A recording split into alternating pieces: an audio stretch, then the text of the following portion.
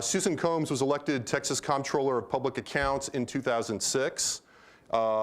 This was after, in 1998, when she became the first woman elected Agricultural Commissioner after serving 2 terms in the Texas House of Representatives. Prior to these forays into electoral politics, Comptroller Combs received her undergraduate degree from Vassar College. Her first work experiences include international advertising, Wall Street financial markets, and working in the federal government. She returned to Texas and received her law degree from this university. After graduating, she then served as an ADA in Dallas. The office of the Comptroller may seem to some of you like one of the less glamorous jobs in Texas. But it seems fair to note that periods of detailed work related to tax collection, accounting, and revenue is frequently punctuated by moments of high visibility at the intersections of policy and politics. And if you doubt the political aspects of the job, just consider that Susan Combs was preceded in the office by Carol Strayhorn, John Sharp, and Bob Bullock, folks not exactly known for being political wallflowers. If her style seems more subtle than her predecessors, Susan Combs is no slouch herself. She's racked up 3 successful statewide campaigns, and at least from the outside, made it look easy. She now sits in the Comptroller's chair during what are, to say the least, very interesting political times for anyone in a position of leadership in the state. Join me in welcoming her back to the University of Texas at Austin. Thank you. Well, thank you. It's my pleasure today to give you a little bit of insight into what the job is about, and then, of course, to take your questions. We know everything, and we do everything. We're the chief financial officer of the state. We're the treasurer. We're the tax collector. We're the bill payer. We're the revenue estimator, which is actually very, very important because the legislature cannot spend money without our office saying how much there is to spend. We do post-payment audits for state agencies. That's kind of interesting. If they've written a check and there's concern about was the check actually for something that happened, we check on that to see whether they've complied with statutes, rules, etc. And let me start off a little bit by talking about tax, which nobody ever likes to talk about. When I was a prosecutor in Dallas, I sat at one table over here prosecuting people, juvenile delinquents and child abusers, and then on the other side would be the defendant, and then there was the judge in the middle. And my office, the Dallas County DA's office, did not pay the salary of the judge. And one of the first things I did, in fact, it was the first day I took office on January the 2nd, I did a memorandum of understanding, an MOU, with a neutral tax tribunal called the SOA, State Office of Administrative Hearings. We moved all of the ALJs out of the office over to SOA. Did it the first day because I wanted to be sure that people perceived that the tax process was fair, so that it's been my belief that if people believe that the taxes are assessed fairly, the process is fair, that you're more likely to pay it. So we moved those over on the 2nd. We also then spent about a month developing a new tax case process. And a couple of things I was concerned about was I'd heard out across the state that, gee, I sent in my information, they said I owed some money and I hadn't heard from them for a while. So I thought, well, okay, we will go ahead and impose timelines on us and timelines on the taxpayer. And there was a particular reason for doing this.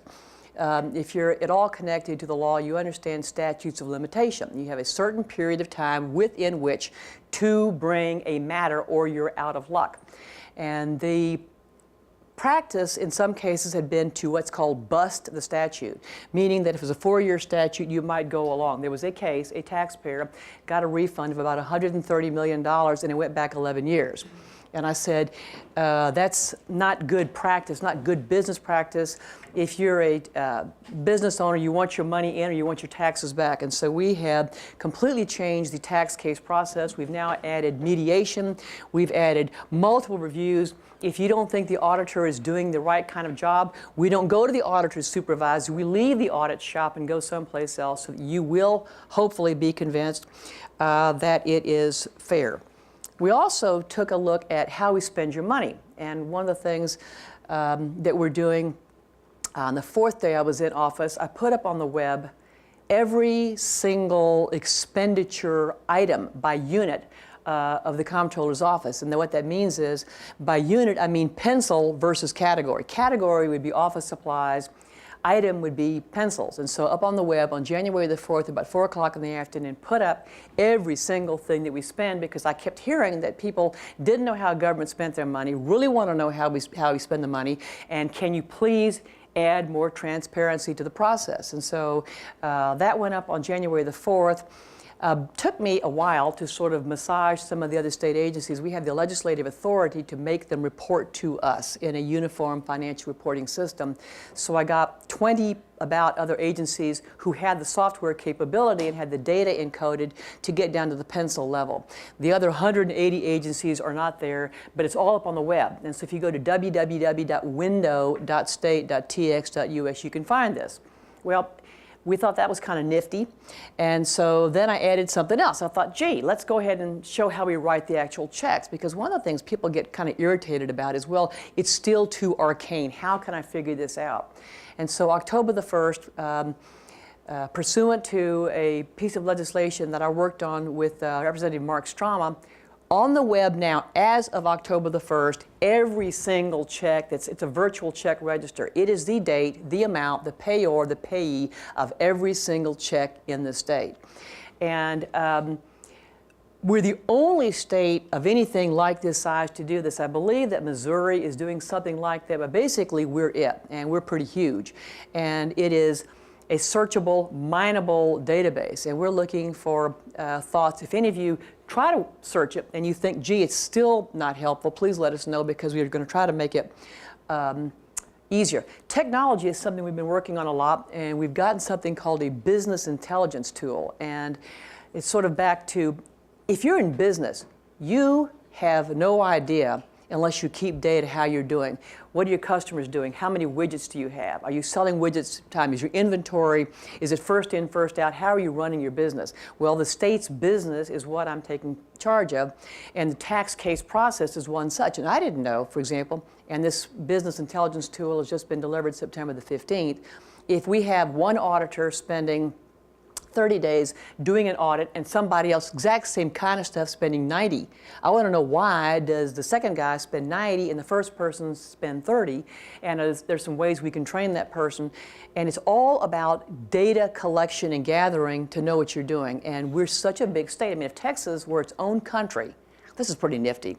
If Texas were its own country, we'd be the 10th largest economy in the world. And added to that, I think, geographically, this is important, Texas is bigger than France. And I think it's mindful to remind ourselves that France, no matter what they say in their food, we're bigger and we're better. And I mean, I'm sorry, I get kind of a rant about France. We're also, just so you know this, we are also the niftiest shaped state in the country. There are these children from these boring rectangular shaped states, and you take a look at these little kids, 3rd grade and 4th grade, how on earth, in a puzzle, how can they find their state? You take the name off, our kids can always find the state of Texas. So back to tax collection, which I know you're fascinated with. By the way, when I ask people if they'd like to contribute taxes, nobody raises their hand. I'm sort of at a loss to know why people don't want to fund Texas. But nobody ever raises their hand. We do try to find out, though, how we can make the tax process better. We also took a look at all the money inside the agency, and I got there and I said, well, gee, how many publications do we have? Nobody knew. So we started asking people. So they ran around and piece of paper. There were 497 separate kinds of publications. And so we began to save a bunch of money because you went online. All of you young whippersnappers go online. And I'm the dinosaur Luddite, but I'm nonetheless able to go online as well. And so we've got all that stuff online now. Saved about $250,000 on that. And then I said, well, how many forms are there? We never met a form we did not like. We like forms. So we have about 5,000 of these, and we're trying to shrink those. The old phrase, the check is in the mail, I hope never happens. We don't want the check to be in the mail. I got a bill passed to do what's called electronic funds transfer. It used to be that if you owed a tax liability of $100,000, you had to do an EFT.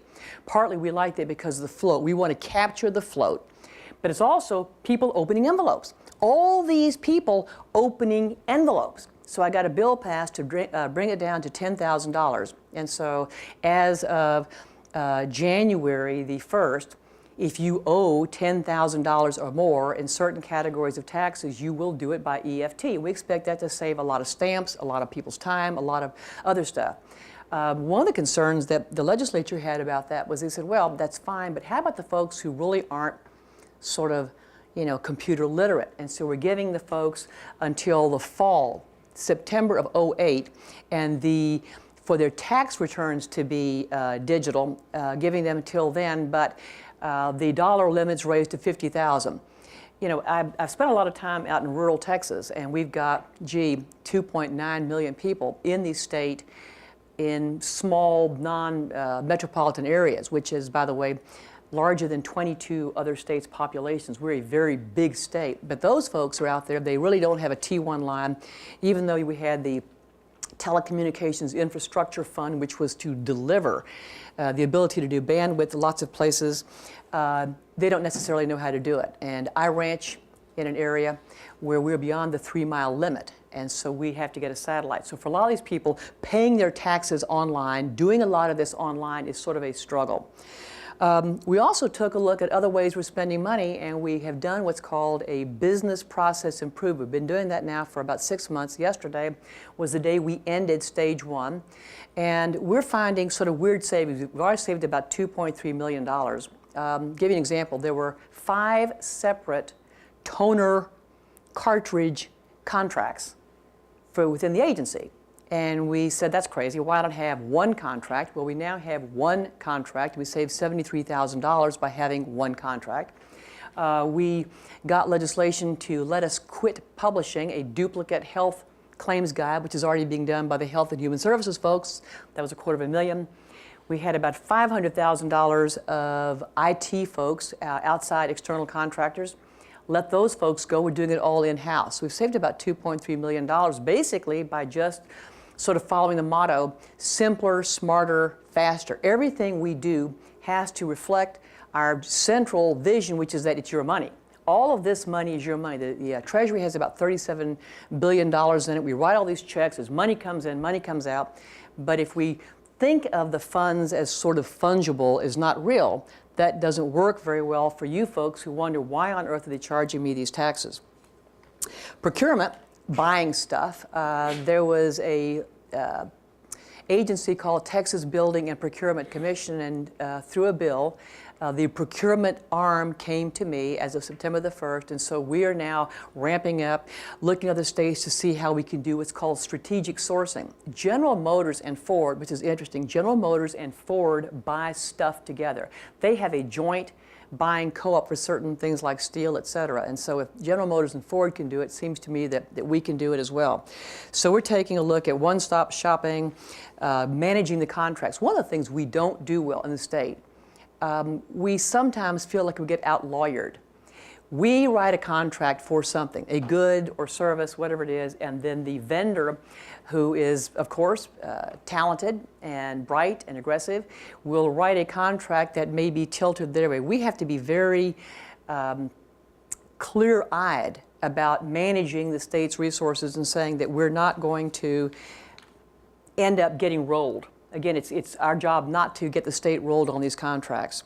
Let me give you a couple of quick things we're doing that are sort of interesting.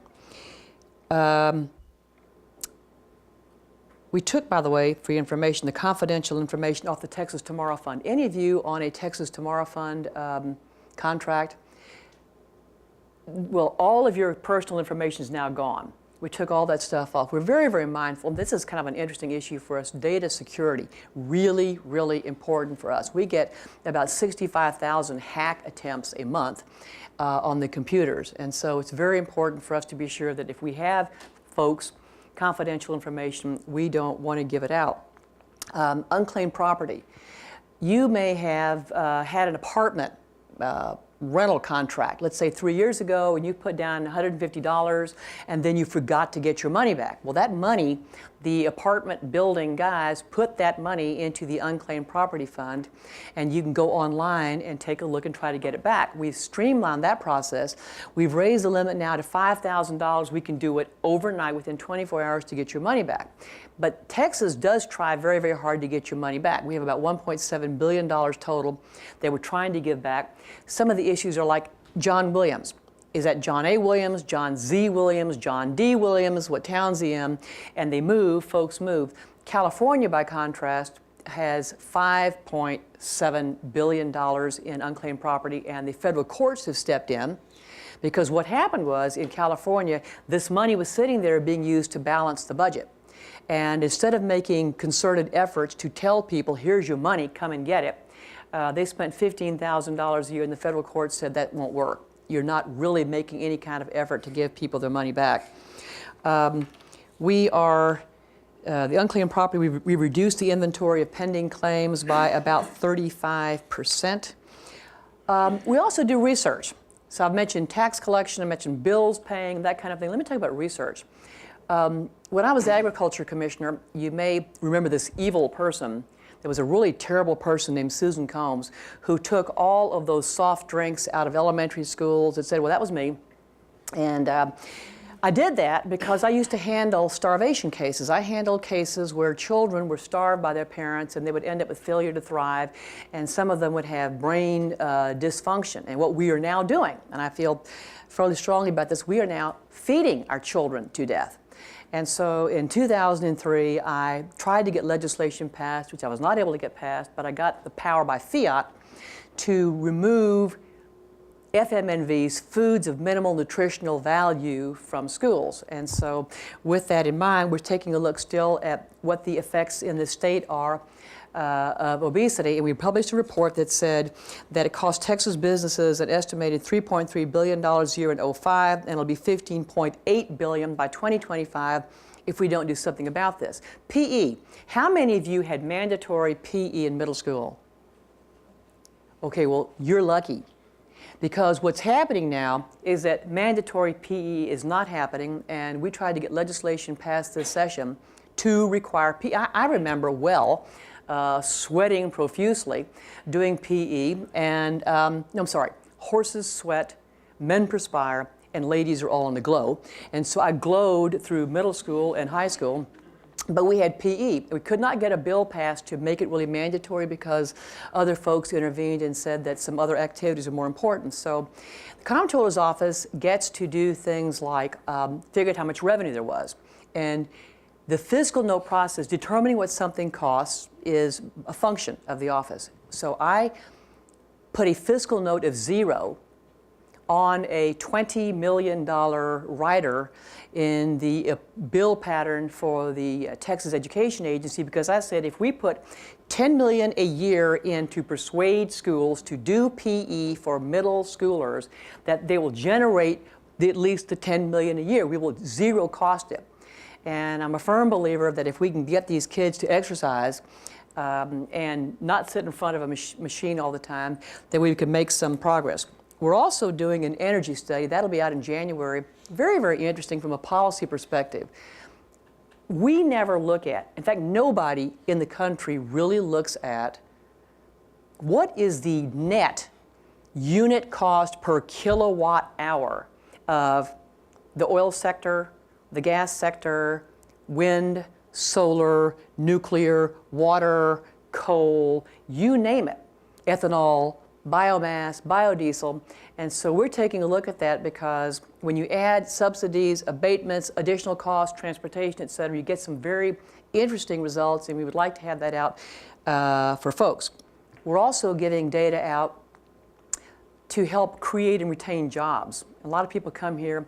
I saw something very interesting in a town outside of Houston.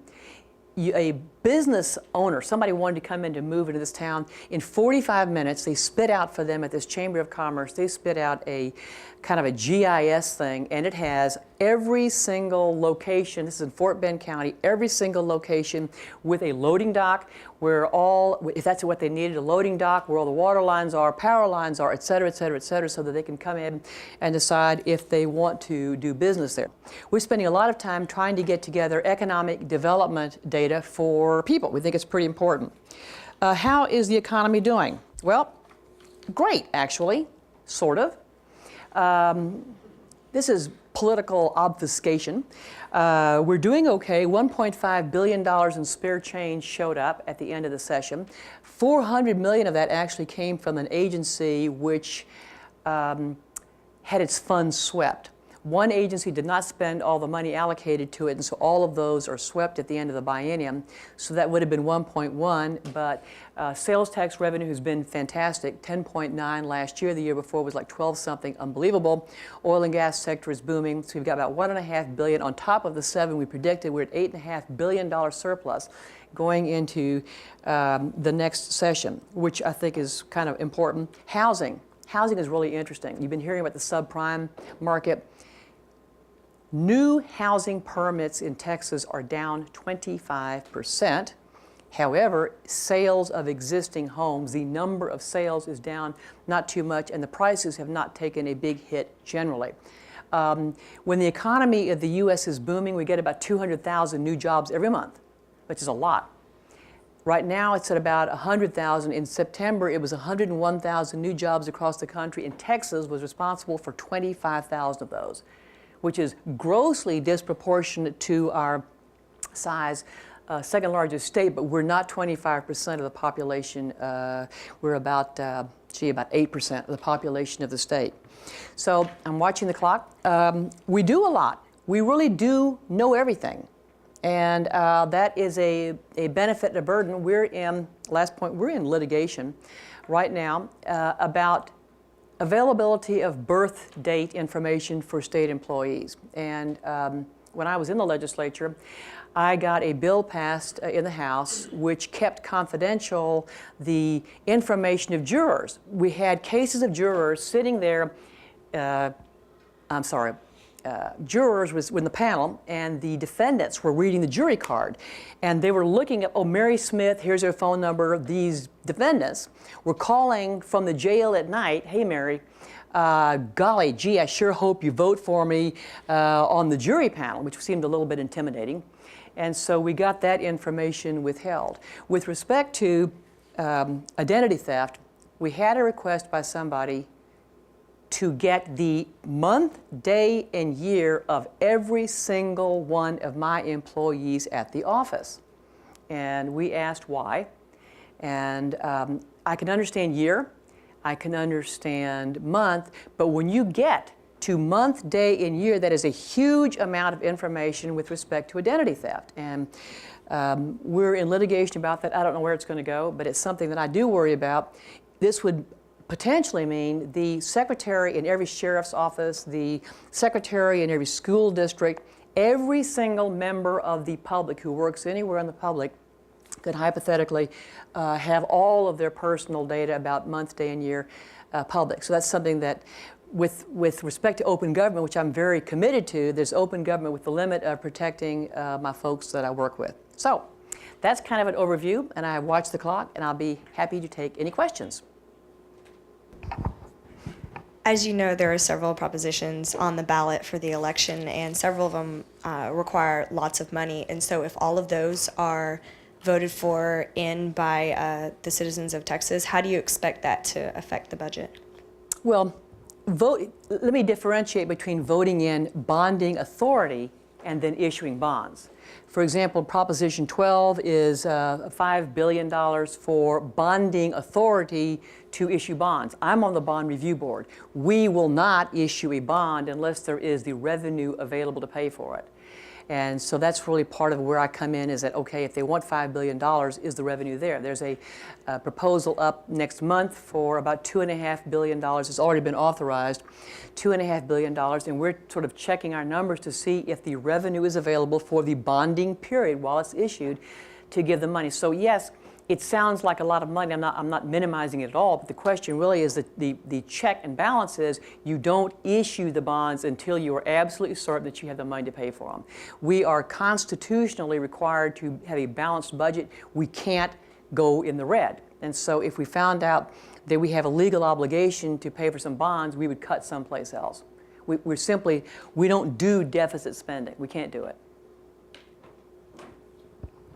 Well, it's been too long for you to remember, but out of fear of being given work to do, I was the guy at TDA who would hide in the bathroom when Beverly Boyd gave word you were on your way upstairs.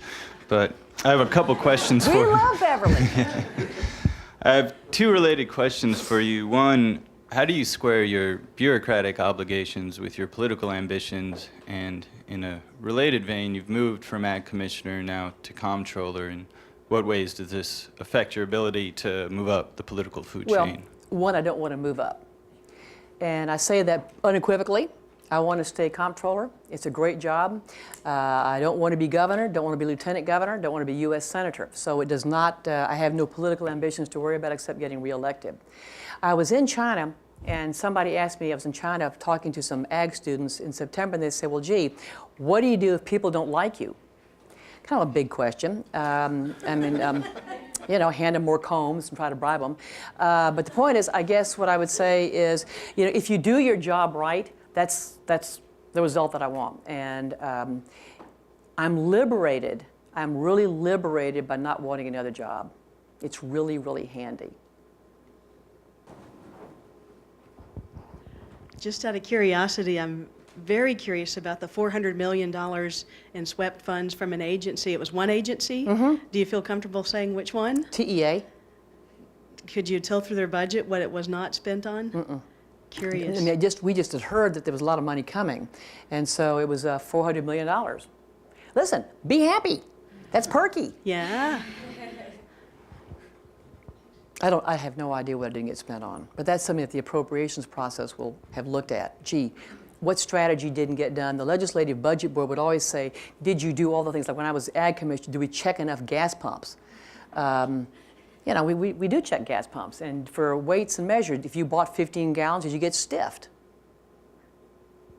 Yes, sir. In relation to that question, at the beginning of the next fiscal process, how is the surplus that you're speaking of going to affect the budgeting in the state for the future bienniums? Well, it's going to be fine for the next biennium. I don't know what the margins tax, the new revised franchise tax, is going to bring in. We will not have any hard data until all the money comes in by August the 15th, and then we won't know who didn't pay correctly till November. What I think is going to happen at some point is as property tax relief continues to come in, you've still got to have this money swept aside to do that, and we're going to have the money. The question will be, does the margins tax replace the franchise tax? Is everything held harmless so that you have all the money that you're supposed to have? The legislature was extremely disciplined this time. They did not go out and spend the money, and for that I commend them because they kept asking me, do I know how much money will come in the margins tax? And we did a survey, and the survey was really kind of like Jell-O. We sent out 3,400 surveys, only 1,600 people replied. By Jell-O, I mean no certainty, no hard anything. And there was no requirement to be accurate. There's no penalty for not being accurate. And so one enterprise with $2 billion in revenues said their tax obligation would be $10,000, which I thought was a little low. And so we have no idea how it's going to work. But I think it's important for us to sort of be prudent because I do worry about some things coming. We've got some costs coming up. Medicare and Medicaid in particular is going to be a huge, huge, huge dollar number, and it's right behind the horizon. And so if we spend all the money now, we'd be coming back to people and saying, give us more money, and that's not a good idea. Lots of big stuff, a lot of big ticket items down the road.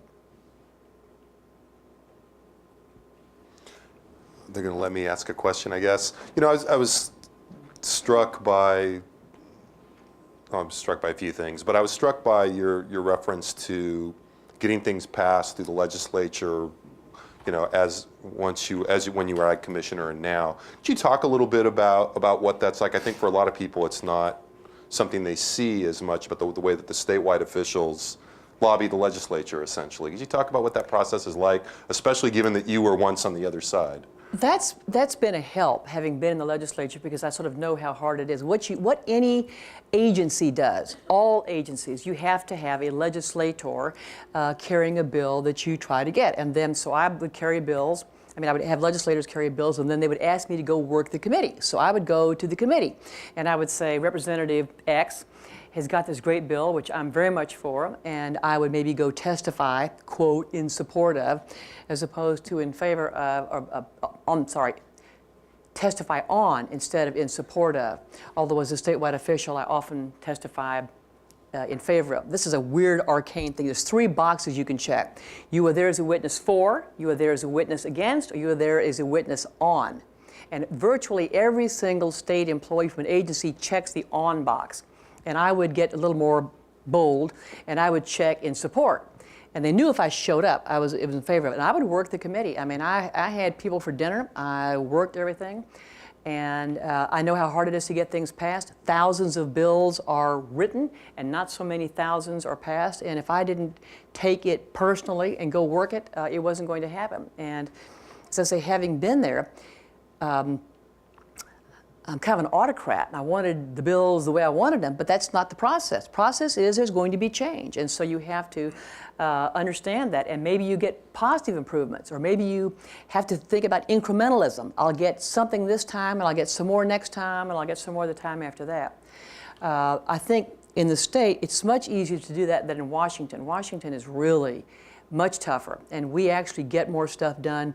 Things did get done this session. Lots of things actually happened, and as I say, having been there, when I was in the legislature, I certainly thought that, you know, agency folks were all, you know, they're all kind of crooked. They're all doing something bad. But now I'm one of them. And so now I'm one of those evil people, and I understand that I have an obligation to build trust and confidence in the legislator's mind. They have to believe that I won't lie. They have to believe that I will give them good information, because there's always another time. And if you misrepresent something, it's really, really dangerous. And it's short-sighted, and it's not honest. Yes, sir.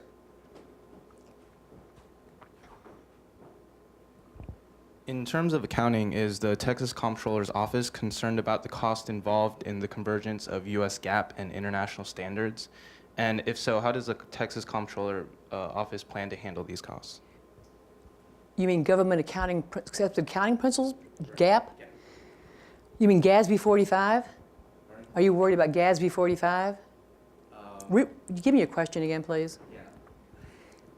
In terms of accounting, is the Texas Comptroller's Office concerned about the costs involved in the convergence of U.S. GAAP and international standards? Well, I'm not quite sure what you mean. Our office is supposed to adhere to generally accepted accounting principles, GAAP analysis. And we have deviated somewhat from that with what's called GASB, the Government Accounting Standards Board, which is in Connecticut, and there was a GASB 45, which is a ruling by these folks in Connecticut about how we represent various possible obligations and liabilities. And as the comptroller, I'm supposed to put together what's called the Certified Annual Financial Report, which is supposed to accumulate all the stuff from the UT system, the A&M system, and all the state agencies, including ERS and TRS. And there's a lot of conversation about, does government expose its liabilities? Does the public understand what its liabilities are? And I'm now being an old lawyer. If we do not have a legal obligation on, for example, it's what this particularly is about is other post-employment benefits. If you're a retiree and you're post-employment, about those benefits, and I said, if we have no contract, we have zero contract. I do not have a contract of any kind post-employment, and I'm not willing to have the state on paper assume a liability that it does not have in fact. However, the ratings agencies, Standard & Poor's, Moody's, and Fitch's would like to know what this creature would look like. So we're going to put this guesstimated number of the liability of the state in the notes to the financial statement.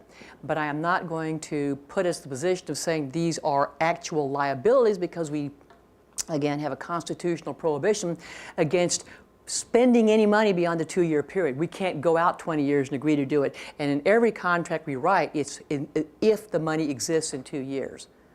That's probably not answering your question. Is it sort of what you were after? Sort of? But this is a national standard, not international. Yes, sir. I was curious about what you were just talking about, the post-employment. OPEBs. Okay, so that's for Could you go into a little more detail? Other about post-employment benefits.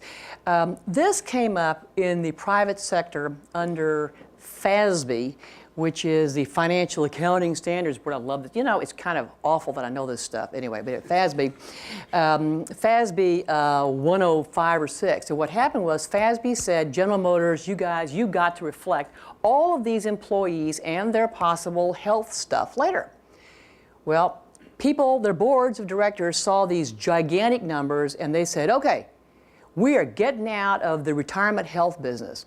70-some-odd% of the corporations in America saw these numbers, scared the heck out of their boards, and they dropped, modified or dropped health benefits for their employees.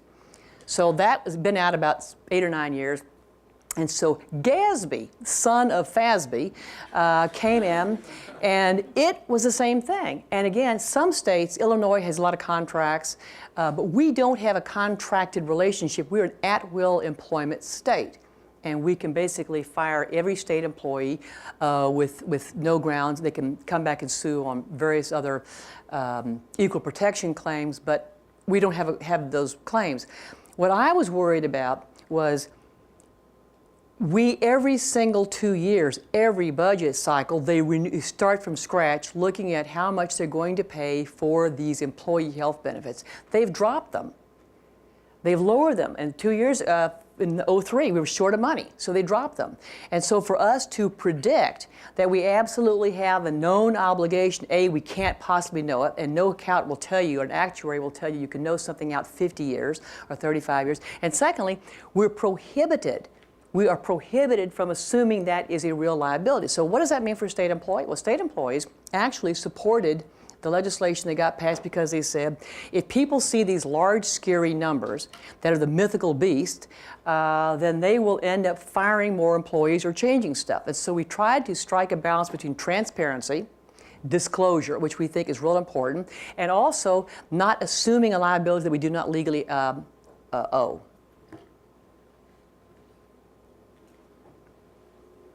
Yes, sir. Yeah, I'd like to ask a really detailed question about accounting. No, Go for it. Actually, I want to ask about higher education. Where do you think the consensus is in the state in terms of higher education funding right now? It seems to me if we were to look back in the kind of long sweep of things, we've undergone some change in terms of the legislature's sort of commitment of funds to higher education in the state. I'm wondering what's your feel. I mean, this is more of a feel than a detailed question, I suppose, although you have a look at the numbers. Where do you think we are in terms of the state funding for higher education versus an increased reliance on tuition, these kinds of questions? When the state made the decision legislatively to deregulate at the request of the institutions were feeling choked. If the state's not putting in enough money and I need more money, I have to be out of this box, and so I've got to be able to change fees. So they did that. They've raised fees a number of times. The average tuition increase in the last, 12, 13 years has been about 11%. So they deregulated. There is no move to go back. And legislatively, people really are struggling with, in the legislature, they understand how critically important higher education is. And I was talking to some folks from UT. Texas, with 23 million people, has 2 flagship systems, UT and A&M. California, with 31 million, 34 million people, has 9. And so you really have to ask, what are we going to do about it? The problem that I see is there's kind of an amorphous desire to have higher education, but a non-precise solution for funding it. And a lot of conversation this session about scholarships. You probably read a lot about the Guaranteed Tuition Fund, and we shut the guaranteed, what I call TTF, Texas Tomorrow Fund 1, we shut it down. You can't get into it anymore, but they established TTF2, and TTF2 comes on board next fall, and that will be a different way to fund it. TTF1 was absolute guarantee, and the state projections didn't work out. The revenue, the income did not match the outgo, and so you had an X, and we are short, underwater, some number.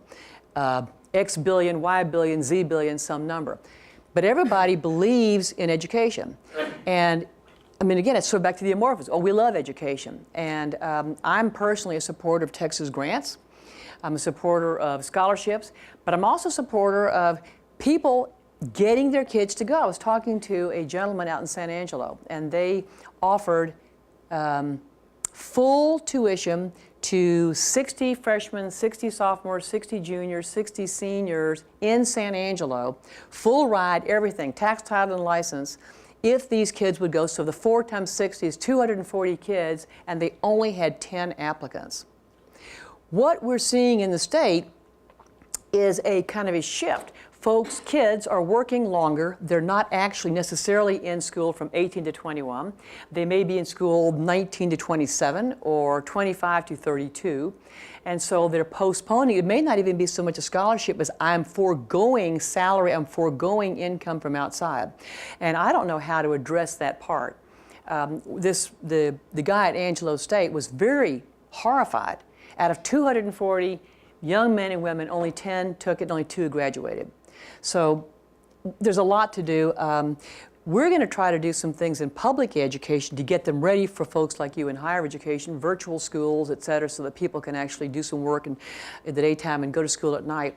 But the real challenge is not so much the cost of school for most people. It's, do I have the time? Can I delay whatever else it is in my life? Can I forego the income? And maybe that's not true, but it's certainly true of some schools that I talked to the board members. At U of H, I'm told, the average age is like 27. Well, that's a very different population. My kids all went to school 18 to 22. I went to school 17 to 21. So we all kind of went through the so-called normal time. Well, that's no longer normal, from what I'm told. And that's something we have to address. How do we get these people, whether they're 18 or 25 or 27, how do we get them the post-secondary training that they need for the economy? Because we're going to get run over. Last question. All right, compared to other state legislatures, the Texas legislature is often considered less professional, given the fact that it meets only every other year and it has shorter sessions than a lot of states. Do you think becoming more professional would be advantageous to the state of Texas and to your office, or do you think the current system is sufficient? I think it's a not correct statement, say that we're not professional, the legislature. Those folks all have other lives. They are all professionals in their other lives. And when I was a legislator, I thought it was pretty great that we were out of town because we couldn't do stuff to you.